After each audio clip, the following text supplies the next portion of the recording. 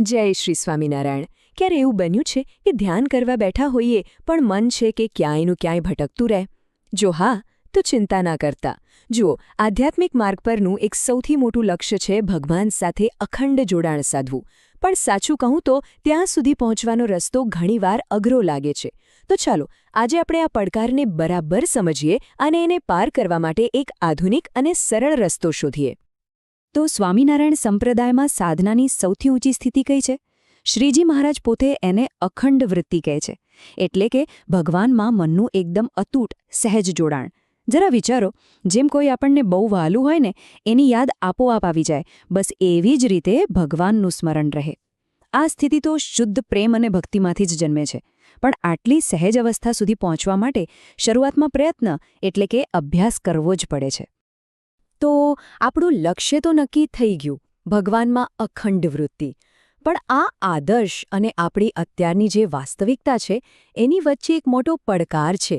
એ સમજવું બહુ જ જરૂરી છે કે આ કોઈ સામાન્ય અવસ્થા નથી, પણ સાધનાનું એક બહુ જ ઊંચું શિખર છે.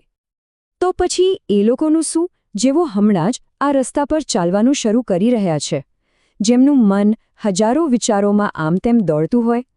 શું એમના માટે આટલા મોટા આદર્શ સુધી પહોંચવાના કોઈ પ્રેક્ટિકલ રસ્તો છે ખરો? અહીંયા જ મુખ્ય તફાવત આવે છે.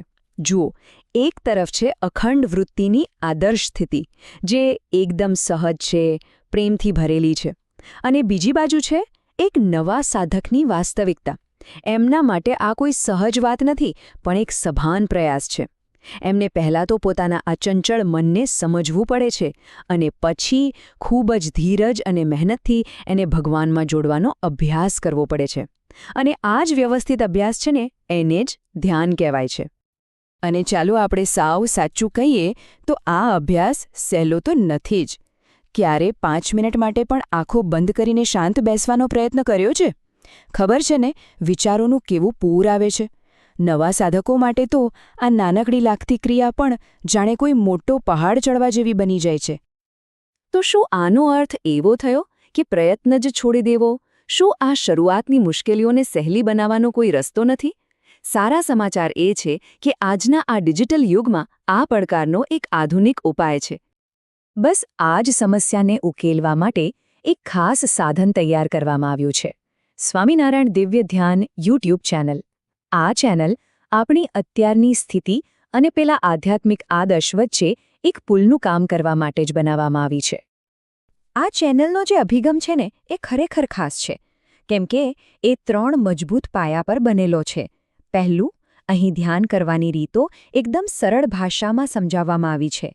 બીજું, એમાં ગાઇડેડ મેડિટેશન છે, જેનો અર્થ એ છે કે આ કોઈ થિયરી ક્લાસ નથી, પણ સાથે સાથે કરવાનો એક પ્રેક્ટિકલ અનુભવ છે. અને ત્રીજું, એ આધુનિક વિજ્ઞાન અને આપણી પરંપરાગત સ્વામિનારાયણીય ધ્યાન પદ્ધતિઓનો બહુ સુંદર સમન્વય કરે છે. અને આ જ વાત એને આજના સમય માટે ખૂબ જ ઉપયોગી બનાવે છે. તો આ ગાઇડેડ મેડિટેશન એટલે બરાબર શું? ચાલો એક ઉદાહરણથી સમજીએ. જેમ જીમમાં ટ્રેનર આપણને સ્ટેપ બાય સ્ટેપ શીખવે કે કસરત કેવી રીતે કરવી, બસ એ જ રીતે આ સેશન્સમાં નિર્દેશન સાથે ધ્યાનનો અનુભવ કરાવવામાં આવે છે. આનાથી શું થાય છે ખબર છે? પેલા સિદ્ધાંતો ખાલી શબ્દો નથી રહેતા, પણ એ એક જીવંત અનુભવ બની જાય છે. સારું, તો આપણે રસ્તા વિશે તો જાણી લીધું, પણ જો શ્રદ્ધા અને નિષ્ઠાથી આ અભ્યાસ કરીએ તો એના ફળ કેવા મળે?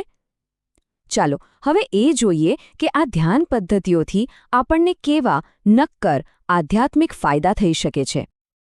આ ધ્યાનના અભ્યાસથી એક અદ્ભુત સાયકલ શરૂ થાય છે. સૌથી પહેલાં તો પરમેશ્વર આપણી નજીક છે એની એક શાંતિમય અનુભૂતિ થાય છે. આનાથી આપણી અંદરની ઊર્જા, જેને આપણે પ્રાણશક્તિ કહીએ છીએ, એ વધે છે. અને જ્યારે આ ઊર્જા વધે છે ત્યારે સાચું ખોટું પારખવાની શક્તિ એટલે કે વિવેક અને હું કોણ છું એની સમજ એટલે કે આત્મનિષ્ઠા જેવા ગુણો આપોઆપ જાગૃત થવા લાગે છે. અને આ બધું ભેગું મળીને આપણી ભક્તિને પોષણ આપે છે, એને વધુ ઊંડી બનાવે છે. આ બધા અદ્ભુત લાભો સાંભળીને કદાચ મનમાં પ્રશ્ન થાય કે પણ શું આ મારા માટે છે? આના માટે કોઈ ખાસ લાયકાત કે કોઈ અઘરી શરતો તો નહીં હોય ને? ના, બિલકુલ નહીં. સૌથી સારી વાત એ છે કે આ રસ્તા પર ચાલવા માટે કોઈ મોટી લાયકાતની જરૂર નથી, પણ માત્ર સાચી ભાવનાની જરૂર છે. બસ થોડી શ્રદ્ધા હોય, થોડો ઉત્સાહ હોય અને ધ્યાન વિશેના જે કોઈ જૂના ખ્યાલો હોય એને બાજુ પર મૂકીને ખુલ્લા મને કંઈક નવું શીખવાની તૈયારી હોય. બસ આટલું જ કાફી છે.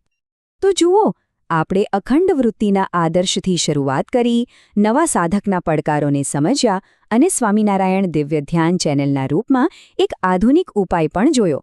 પણ અંતે આધ્યાત્મિકતા એ માત્ર વાતો સાંભળવાનો વિષય નથી, એ તો જાતે અનુભવ કરવાનો વિષય છે. તો હવે સિદ્ધાંતોની ચર્ચાને અહીંયા જ વિરામ આપીએ અને સીધો અનુભવ કરવા તરફ આગળ વધીએ. તમારી આધ્યાત્મિક યાત્રાનું પહેલું પગલું ભરવા માટે કે પછી તમારી સાધનાને વધુ મજબૂત બનાવવા માટે આ દિવ્ય અનુભવનો ભાગ બનવા માટે સૌને આમંત્રણ છે. આજે જ સ્વામિનારાયણ દિવ્ય ધ્યાન ચેનલને સબસ્ક્રાઇબ કરો અને શાંતિના આ માર્ગ પર તમારી યાત્રા શરૂ કરો. જય શ્રી સ્વામિનારાયણ.